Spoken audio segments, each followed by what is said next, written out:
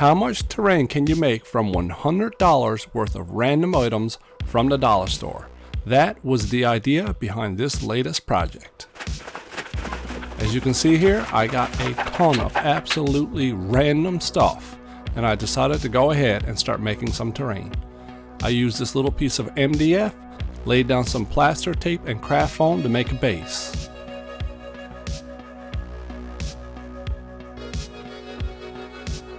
I picked up this plastic tray, glued it in place, chugged a couple of cans of Monster, and decided I was going to build some sort of futuristic refueling station.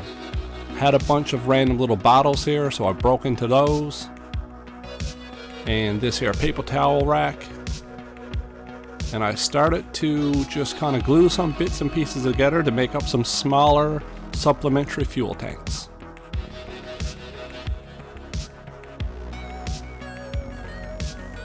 This here paper tray organizer, I just cut a little piece off that and added it. Then I used some straws and some of these little wooden hexagons that I found, along with some of those barbecue skewers. And this thing was really starting to come together. I found some of these Christmas lights that I went ahead and glued to the base as well. And then the star of this whole show, this Snap Ship kit. This is a cool little model kit that had a ton of awesome parts that I used throughout this entire project. So I just started to snap some things together and built what I thought looked like a fuel pump. I added a little bit of wire to it just to make some like hoses, and then I just kind of randomly glued it in place. And here you go.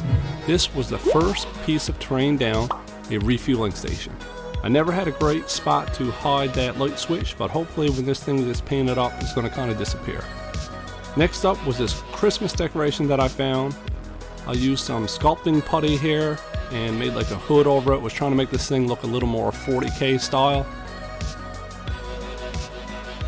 And I added like a little cyber optic eye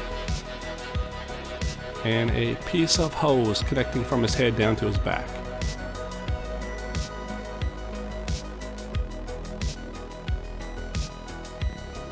Then I had this tray and some corkboard that I bought and decided to make a base. This little wooden tray proved to be an excellent mount for this statue. And I had some thumbtacks and I just kind of put these in place to kind of make it a little more gothic looking. Here I used some of these barbecue skewers again, and just kind of place them throughout this tray to kind of make it a little more gothic. Again, I use another set of Christmas tree lights, and I drilled a hole and wired them directly through this base here.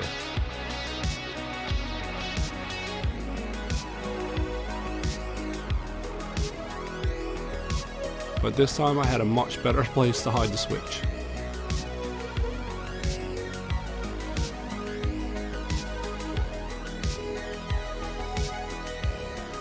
Few more final details. Then the Snap Ship components again made a really great backpack.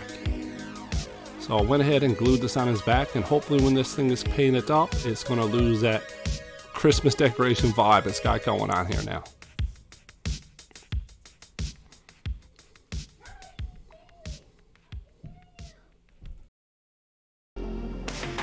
I want to take a second here and talk about something pretty important.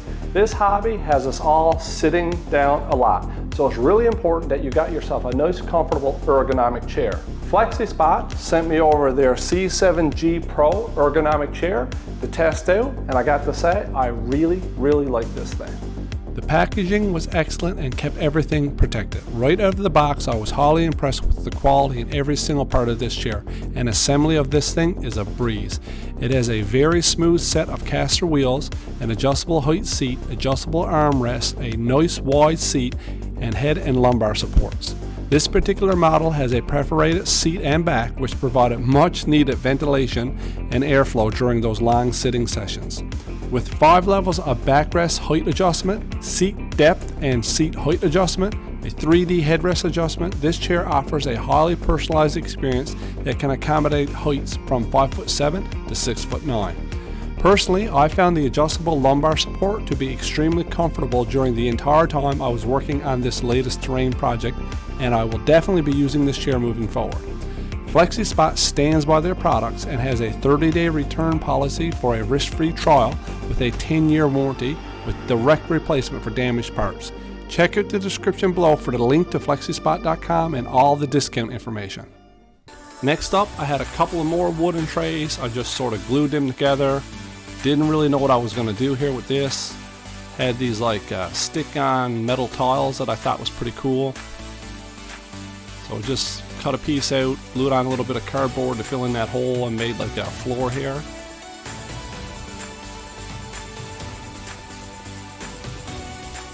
Then some more plaster tape to add some texture. This works great for texturing pieces. Then a little bit more of the snap ships. These are some wing components I glued on the top of this thing. This was a little assembly tool that I used, made like an antenna for the top of this building here.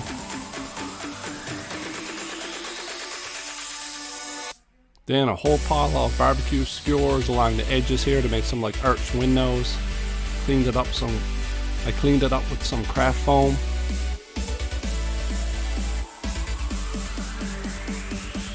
And then I decided to make a base for this. This time I used the MDF and some craft foam and just traced in some 1x1 tiles with a pin. This scribed nicely into this craft foam and glued this thing to it. Then I had this strainer here. I decided to cut the handle off, and I went ahead and made like a giant satellite dish.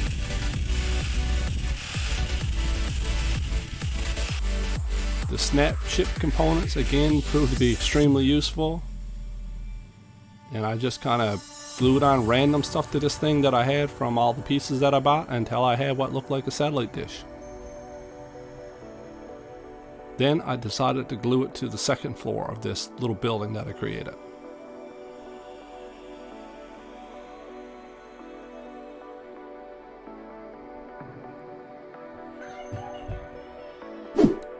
And here you can see like a fully operational satellite building. I actually really liked how this one came out. I thought it was really cool. Then the snap ship packaging actually proved to be a great resource of parts. I took the tops and bottom off of this thing, and I went ahead and added some cardboard, and then I had these really cool mini mirror tiles, and I used them to place in here to kind of make like solar panels. So I had this plastic tub. Again, I used some more of these sticky metal tiles. I was going to make some sort of solar panel depot energy station here.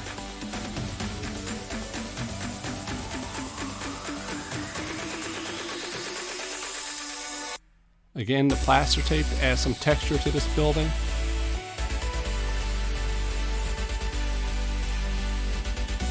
I had these couple of whiteout tapes. I decided to kind of bust them open and take all the gears out of there. And then I glued them to the top of the building, and I added these here like solar panels. Now I did go and add some more details to the back of these solar panels that you'll see here shortly in the video. But I also wanted to add a little bit more to this, so I went and put a couple of these bottles on here, and I used some more components from the snap ships and the whiteout packages, and I made like these here tubes going down the side.